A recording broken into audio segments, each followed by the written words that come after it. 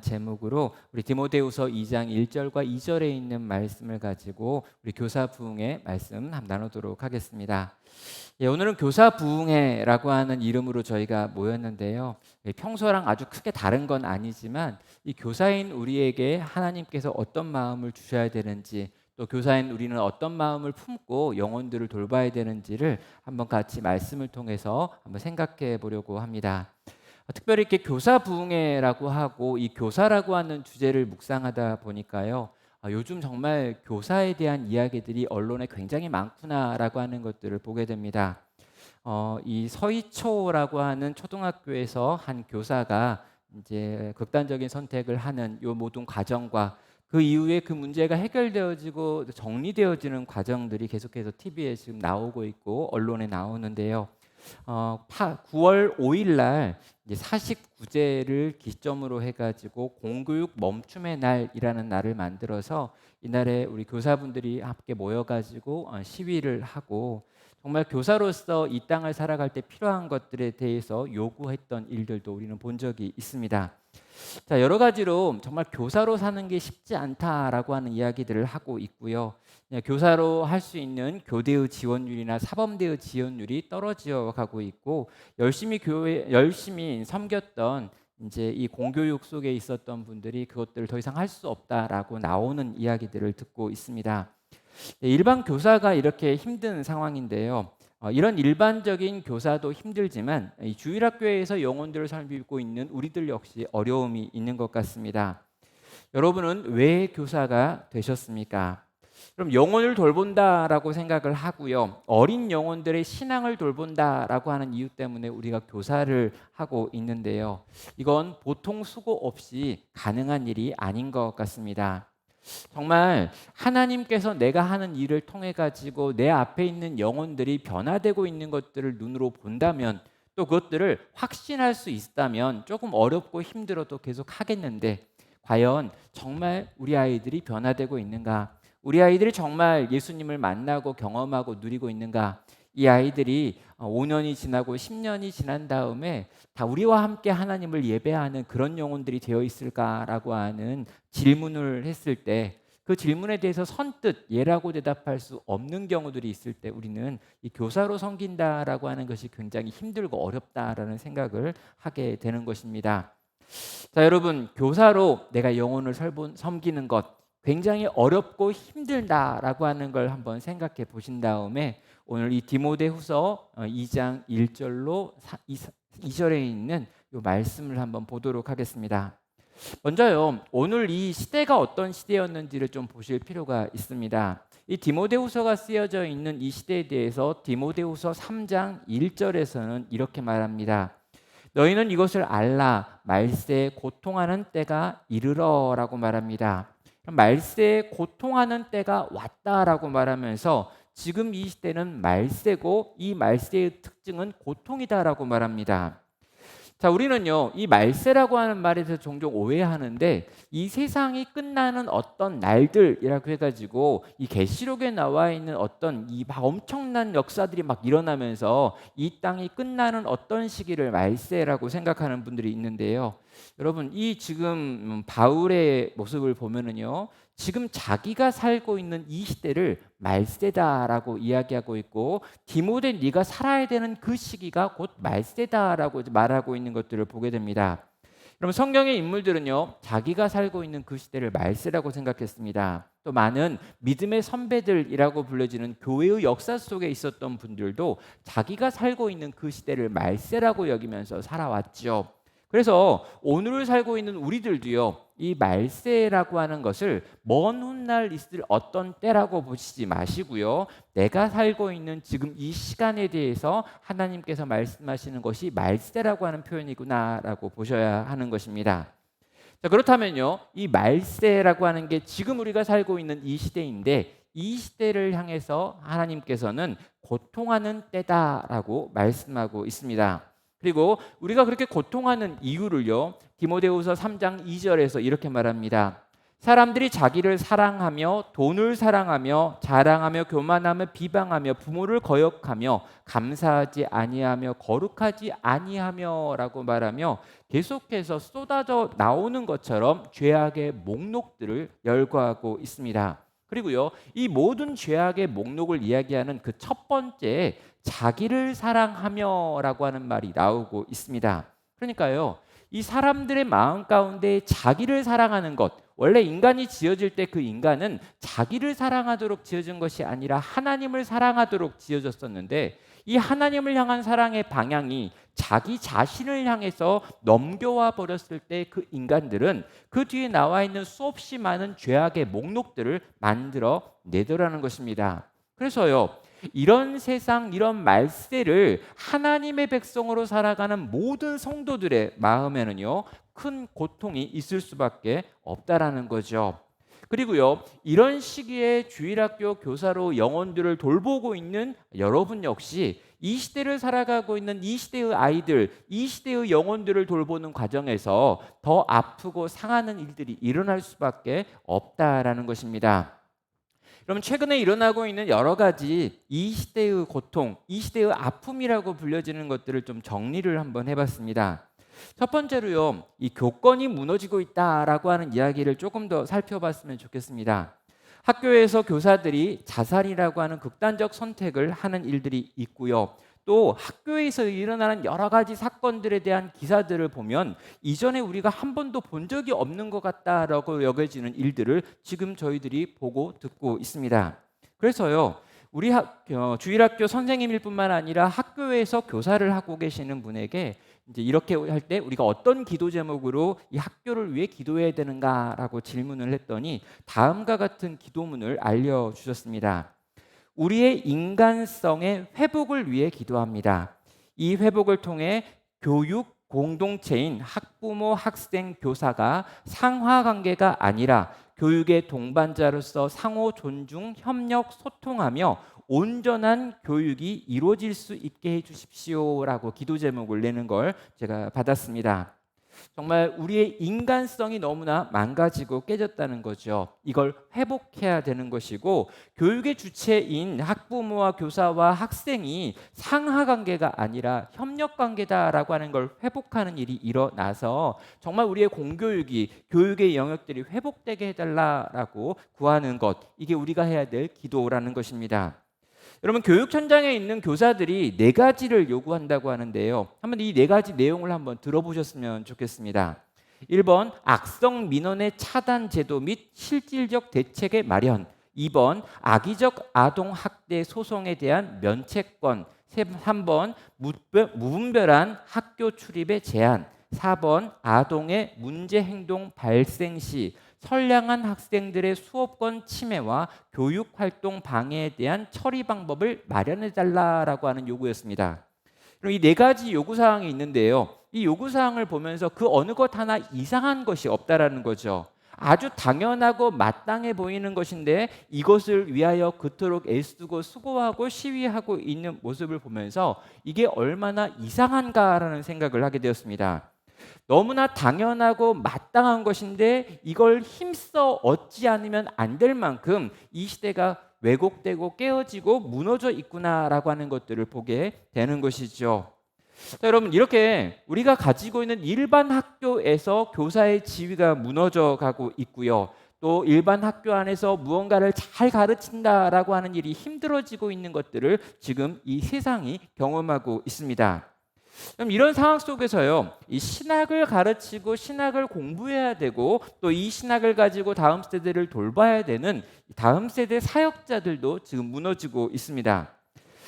제가 이제 어제 받았던 연락인데요. 한 이제 선교단체에서 새롭게 간사가 되어지는 훈련생들을 어떻게 설교를 할 수 있을지 좀 가르쳐 달라라고 하는 요청을 받았습니다. 그래서 처음에 연락을 받았는데 그 시간은 제가 안 되는 시간입니다라고 말했더니 그 훈련 일정을 바꿔가지고 다른 날 또 정해가지고 연락이 온 거죠. 그리고 그날 비어 있느냐라고 물어봐가지고 비어 있다라고 말을 했더니 그러면 와서 훈련을 시켜달라라고 하는 요청을 했습니다. 자, 그런데요, 꼭 이렇게 요청을 할 때 뭔가 분위기가 싸했습니다. 왜 그러냐면 뭔가 이렇게 당당하고 씩씩하게 와가지고 훈련을 시켜주십시오가 아니라 뭔가 약간 비굴 모드였어요. 그래가지고 물어봤죠. 과연 신입관사로 훈련받는 사람은 몇 명이나 됩니까? 라고 물어봤더니 올해는 5명밖에 훈련생이 없다라고 말하는 거죠. 여러분이 다 알만한 굉장히 큰 선교단체인데 그 선교단체에서 새롭게 간사가 되려고 하는 사람이 없고 5명밖에 안 돼가지고 도무지 그 숫자를 말할 수가 없더라. 미안하고 죄송해서라고 이야기를 하더라는 것입니다. 그럼 제가 2주 전에 고려신학대학교에서 이제 2학기 개강수련회 3일을 인도했습니다. 그런데요, 전체적으로 분위기가 굉장히 많이 이 신학대학원생들, 전도사님들인데 분위기가 어두운 거죠. 이유는 한 가지였습니다. 3학년은 120명이 있는데 2학년은 90명이 있고요. 1학년은 80명밖에 없었기 때문입니다. 그럼 짧은 2년여의 시간 동안에 전체 학생 수에서 한 학년의 숫자가 이 4분의 1이 줄어버린 상황이었고 이미 미달이 나고 있는 상황이었고 이후에 이것이 점점 더 심해질 것이다라고 생각을 하다 보니까 이 학교 전체 분위기가 학교의 존폐를 걱정하는 이제 상황까지 가 있는 거죠. 그러면 신학대학원에서 목회자를 키워냅니다. 그런데 목회자의 숫자가 급격하게 줄어들고 있는 거죠. 훈련생이 줄어들고 있고 훈련 받으려고 하는 사람이 없어지고 있고 이제 곧 주일학교를 섬길 만한 교육 전도사님들은 찾기 어려워지는 시대가 올 거다라는 거죠. 그럼 이렇게 많은 사역자들이 더 이상 지원하지 않는 이유도 여기에 있습니다. 정말 다음 세대를 가르치고 싶지만 다음 세대가 없는 교회가 많고요. 내가 이 젊은이들, 이 청년들, 이 청소년들, 이 어린이들을 어떻게 돌볼 수 있을까? 내가 듣고 봤던 내용들을 생각했을 때 더 이상 내가 못 돌보겠다, 함께 할 수 없겠다라고 이미 절망해버린 사람들이 많기 때문입니다. 그럼 한국 교회 전체를 좀 봐가지고요. 지금 이제 나눔교회 상황이 아니고요. 한국교회 전체 상황도 한번 봐보실 필요가 있습니다. 여러분 2013년도에 주일 학교가 없는 교회가 얼마나 되느냐라고 물어보면요. 이 48%의 교회에는 주일 학교가 없습니다. 그럼 절반의 교회에 주일 학교가 없다라는 거죠. 더 문제는 미취학 부서라고 불려지는 어린 아기들, 그러니까 7살 미만의 아기들이 없는 교회의 비율은 78%입니다. 다시 말해서 80%, 5개 교회 중에 2개 교회에만 미취학부라고 하는 아이들이 있고요. 그 외 교회는 그게 없다는 거죠. 그래서 이 비율을 그대로 가지고 7년이 지나가면은요, 2030년이 되면 주일학교가 없는 교회의 비율은 90%가 되고요, 단지 10%의 교회, 10개 교회 중에 1개 교회에만 주일학교가 있고 나머지 교회에는 주일학교가 없게 되는 것입니다. 그러면 아무리 교사를 하고 싶어도요, 교사를 할 수가 없는 거죠. 왜요? 아이들이 없으니까요. 교회 안에 젊은 세대라고 불려지는 이들이 없기 때문입니다. 여러분, 주일학교가 없다라고 하는 말이 갖는 또 다른 의미도 있지요. 무엇입니까? 주일학교 아이들의 부모도 그 교회에 없다는 걸 의미합니다. 다시 말하면 7년 정도 지나면은요, 10개 교회 중에 9개 교회에는 50대 이상만 남아있지 그 이하는 단 한 명도 존재하지 않는 그런 교회들이 한국에도 대부분이 교회들이 될 것이다 라고 이 통계는 이야기하고 있습니다. 여러분, 인구 절벽이라고 이야기하고 있고요, 인구 감소가 지금 심각하다라고 이야기합니다. 그러나 교회에서 주일학교와 그 부모 세대가 사라지는 비율은 전체 인구가 줄어드는 숫자에 비해서 거의 4배 이상 빠르다라고 이야기하는 거죠. 그럼 10개 교회 중에 단 1개의 교회에만 주일학교와 그 부모 세대가 존재하게 됩니다. 과연 우리는 어떤 교회가 되는 걸까요? 과연 우리는 그 남아있는 1개의 교회가 될까요? 아니면 사라지는, 없어져 버리는 그 9개 교회가 되는 걸까요? 우린 진지하게요, 이 땅의 교회의 모습과 이 땅의 교회들이 과연 어떤 모습을 향해 나아갈지를 생각하면서 오늘 우리가 지금 무엇을 뿌려야 되는지를 생각해야 되는 거고요. 지금 내가 하고 있는 일이, 우리가 하고 있는 일이 얼마나 중요한 일인지를 다시 한번 생각해 보셔야 되는 것입니다. 사랑하는 성도 여러분, 우리가 살아야 되는 이 시기가 말세, 특별히 고통하는 때라면 여러분, 이 고통하는 때를 살아가고 있는 하나님의 백성들, 특별히 주님의 몸된 교회의 교사라고 불려지는 우리들은 어떻게 이 때를 살아야 되며 또 무엇을 위해 살아야 되는지를 반드시 정리해야 한다는 것입니다.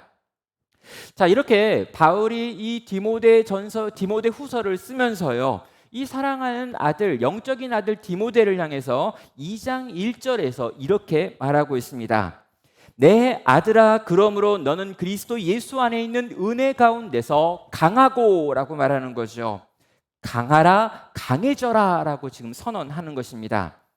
자, 너는 내 아들아 라고 하는 표현들이 나오고 있는데요, 이게 아빠가 아들을 부르면서 굉장히 친밀함을 표현하는 것이기도 하고요, 사형을 언도받고 언제 죽을지 모르는 영적인 아버지가 자기의 모든 걸 담아가지고 자기의 영적인 아들에게 전달하는 유언의 성격이 있습니다. 그러니까 지금 내가 너에게 하는 이야기는 너무너무 중요한 이야기다 라고 하는 것이 내 아들아 그러므로 라고 하는 의미가 되는 거죠.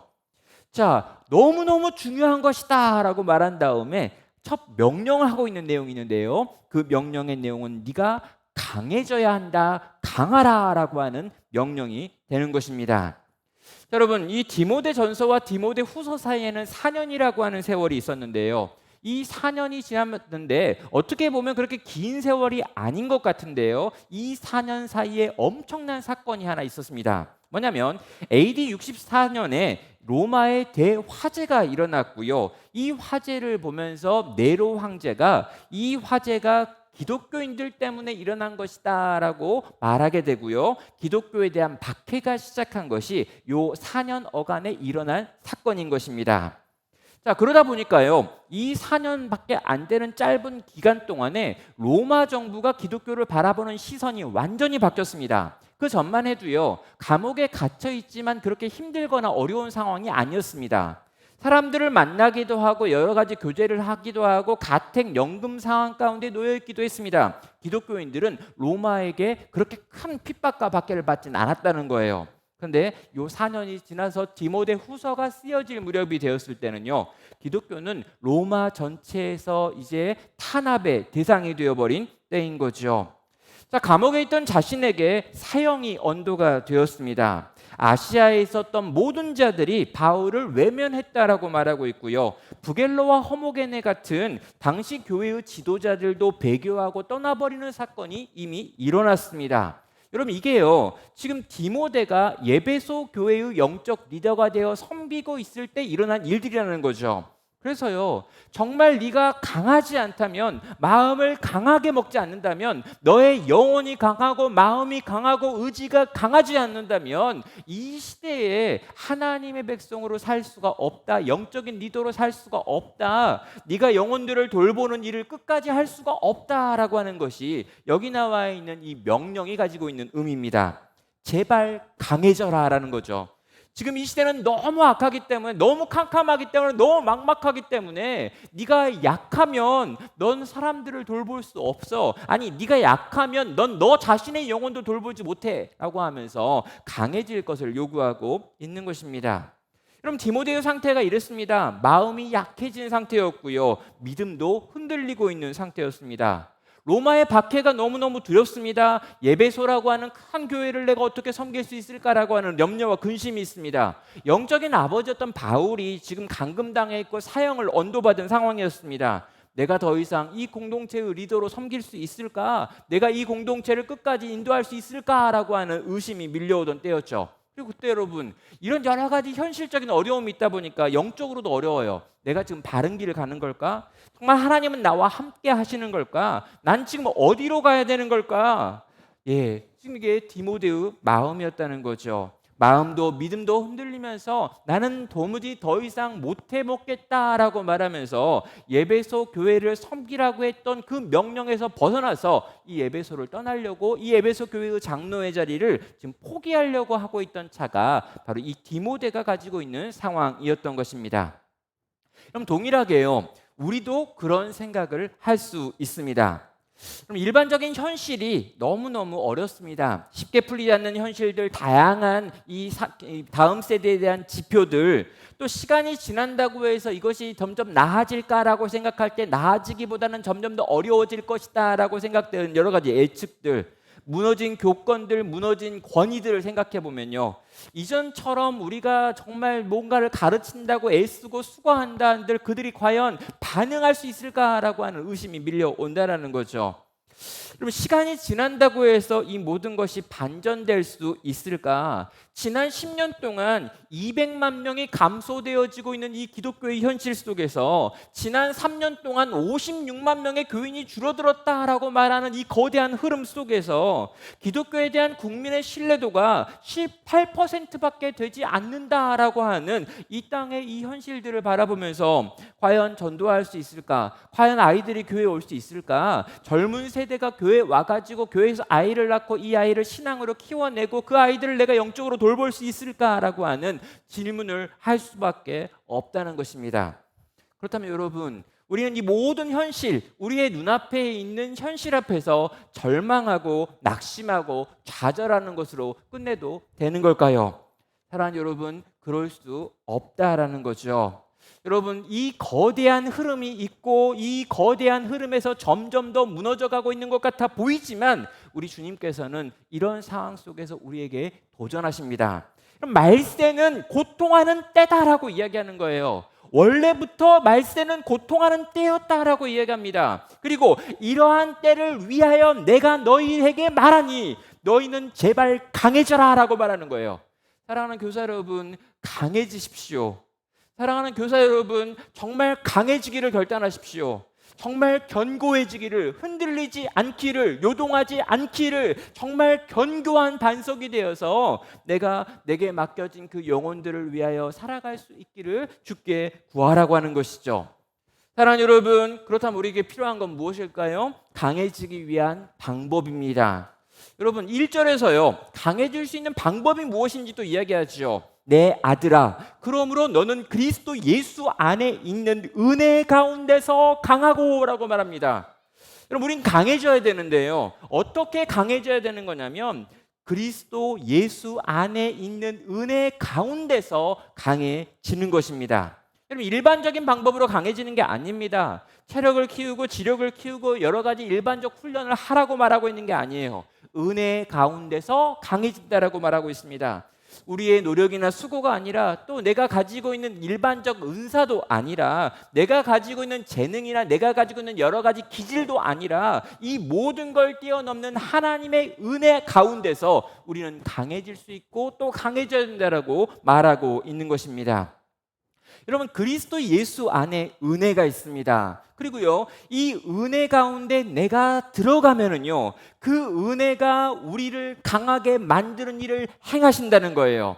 누구라도 내가 어떤 기질과 성향을 가지고 있고 잘 상처받는 사람이고 마음이 유약하고 여러 가지로 내가 강한 사람이 아닌 것 같다라고 여겨진다 할지라도 우리가 그리스도 예수 안으로 들어가면 그리스도 예수 안에 있는 은혜가 우리를 강하게 만들어서 우리로 하여금 우리에게 주어지는 이 말세를 성도로 살 수 있게 만들어 낸다라는 것입니다. 하나님께서요, 우리에게 강하라고 명령하셨다면 우리에게 강해질 수 있는 어떤 방법도 있는 것입니다. 그리고요, 하나님은 그 방법을 이미 그리스도 예수 안에 만들어 놓았다라고 말합니다. 그래서요, 우리가 그분 안에 들어가면, 내가 그분 안에 거하고 그분이 내 안에 거하기만 하면 그는 열매를 맺는다라고 말하고 많은 열매가 그의 가지에 맺힐 수밖에 없다라고 포도나무 비유를 통해서 우리에게 말씀하셨다는 것입니다. 사랑하는 여러분, 그렇다면 이제 우리는 물어봐야 되는 거죠. 그리스도 예수 안에 있는 은혜 속에서 강하기 위해서 그러면 그리스도 예수 안에 있는 은혜를 어떻게 우리가 받을 수 있습니까? 그 은혜로 어떻게 강해질 수 있는 겁니까? 라고 물어봅니다. 여러분, 여기서요, 은혜의 방편이라고 하는 것이 나오는 거죠. 믿음의 선배들은요, 이 그리스도 예수 안에 있는 은혜 속에 거하는 방법을 정리했습니다. 뭐라고 정리했습니까? 세 가지 또는 네 가지로 정리했는데요. 첫 번째로 하나님의 말씀을 보아라라고 이야기하고요. 기도하라라고 이야기하고요. 또 성례라고 하는 보이는 하나님의 말씀인 세례와 성찬을 통해서 복음을 경험하라라고 이야기하고요. 마지막으로 공동체에 대해서 말하고 있습니다. 하나님의 말씀을 읽고 묵상하고 설교를 듣는 일에 열심을 내는 것입니다. 그리고 개인적으로 또 공동체적으로 함께 하나님께 나아가 기도함으로 하나님의 은혜를 체험하는 것이고요. 성례를 통해서, 성찬을 통해서, 세례를 통해서 복음의 진리를 맛보는 것이며, 마지막 공동체를 통해서 개인의 한계를 넘어서 은혜를 사모하는 이들과 교제하며 서로가 서로를 위로하고 격려하면서 이 땅에서 성도의 삶을 살아낸다라는 거죠. 이게 은혜의 방편이었습니다. 그리고요, 이렇게 우리에게 이미 하나님께서 주신 은혜의 방편들을 부지런히 사용할 때 이 은혜의 방편들이 우리를 강하게 해서 이 말세라고 하는 고통의 때를, 이 말세라고 하는 고통의 시대를 지나가게 만들 수 있다라고 권고하시는 거죠. 사랑하는 성도 여러분, 우리가 지금 뭔가 좀 약해졌습니까? 우리가 좀 이렇게 힘이 없습니까? 여러 가지 들려오는 것들과 보이는 상황들을 보면서 여러 가지 좀 지친 마음들이 있습니까? 그렇다면 여러분, 우리는 물어봐야 합니다. 하나님의 말씀, 그리고 기도, 우리가 성례, 또 우리가 공동체라고 말하는 은혜의 방편으로 우리에게 주신 이 은혜가 우리에게 쏟아 부어지라고 만들어 놓은 도구들을 열심히 부지런히 사용하고 있느냐라고 물어야 되는 거죠. 정말 말씀을 보지 않고 기도하지 않으면서 공동체 안에서 성도의 교제를 나누지 않으면서 내가 왜 약해지고 있을까라고 물으면요, 그건요, 밥을 안 먹으면서 왜 내가 배가 고플까라고 말하는 거가 비슷한 거예요. 물을 안 마시면서 왜 목마른 걸까라고 말하는 겁니다. 여러분, 정말 이 일에 관하여 내가 강해지기 원한다면 하나님이 나를 강하게 만들기 위하여 주신 이 여러 가지 도구들을 부지런히 또 균형 잡히게 내 삶 가운데 끊임없이 사용함으로 말미암아 강해져 가셔야 한다는 것이죠. 그리스도 예수 안에 있는 은혜 안에서 강해지시는 여기 계신 우리 모든 교사 되시기를, 성도 되시기를 주의 이름으로 축원합니다. 자, 그렇게 강해졌다면요, 그렇게 강해진 우리들에게 이제 하나님께서는 요구하시는 것이 있습니다. 그럼 바울은요, 디모데에게 지금 이렇게 권고하죠. 2절은 말합니다. 또 내가 많은 증인 앞에서 내게 들은 바를 충성된 사람들에게 부탁하라. 그들이 또 다른 사람들을 가르칠 수 있으리라 라고 말합니다. 그럼 복음 진리를요, 많은 증인들 앞에서 네가 들었던 그 내용들을 이제 누군가한테 가르쳐야 된다, 들려주어야 한다라고 말하고 있습니다. 그럼 몇 번 이 부분 가지고 제가 설교를 했습니다. 여기에는요, 복음의 4대가 나오고 있습니다.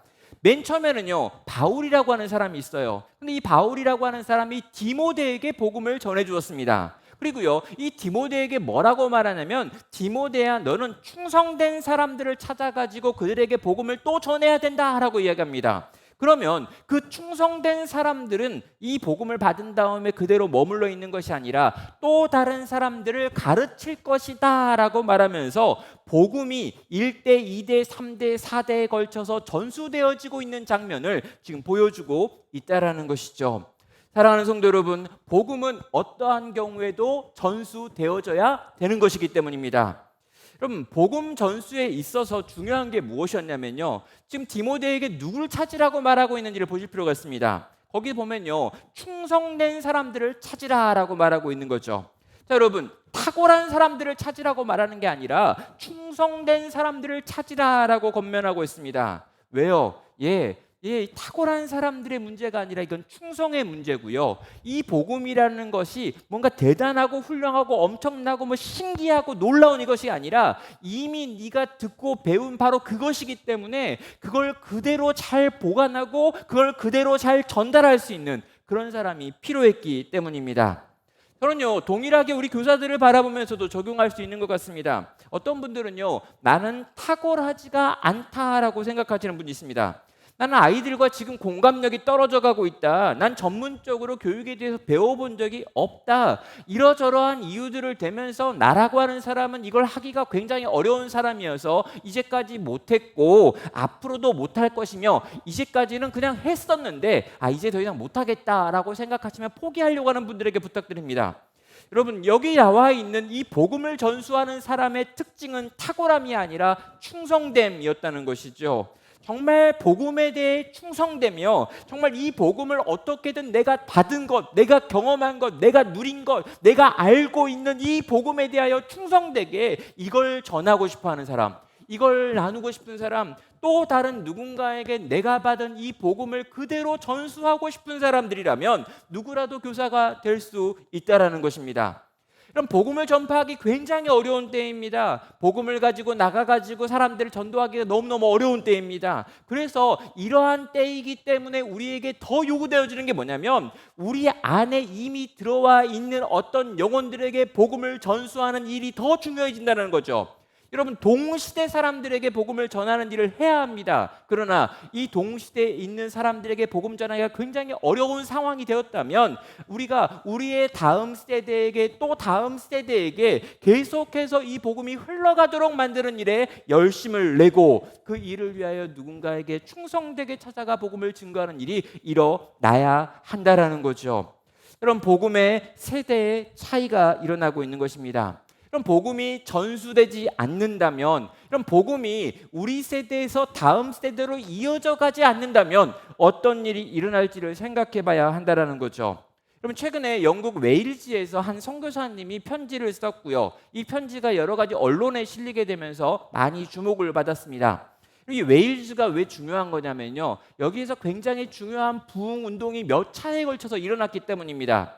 여러분, 제가 좋아하는 마틴 로이존스 목사님이나 이런 분들이 다 웨일즈 출신인데요, 그분이 어렸을 때 거기서 부흥을 경험하는데 탄광촌이었던 그 웨일즈 지역에 하나님의 부흥이 임했을 때 그 탄광에서 끊임없이 술 마시고 싸웠던 사람들이 변하고 회심하는 역사들을 어린 이 로이존스 목사를 경험하면서요, 하나님의 살아계심과 그의 역사하심을 보았기 때문에 그가 신앙인이 되었고 목사가 되었던 거죠. 근데 여러분, 이 웨일즈 지역에 더 이상 교회가 하나도 남아있지 않는다라고 하는 이야기를 하면서 이 선교사님이 이 웨일즈를 위해서 기도해달라고, 한때 위대한 부흥의 산지였고 교회의 사 가운데 이름을 기록했던 그런 땅들에 더 이상 신앙을 가진 사람을 찾기 어려운 시대가 되어버렸다라고 기도 제목을 내는 걸 보았습니다.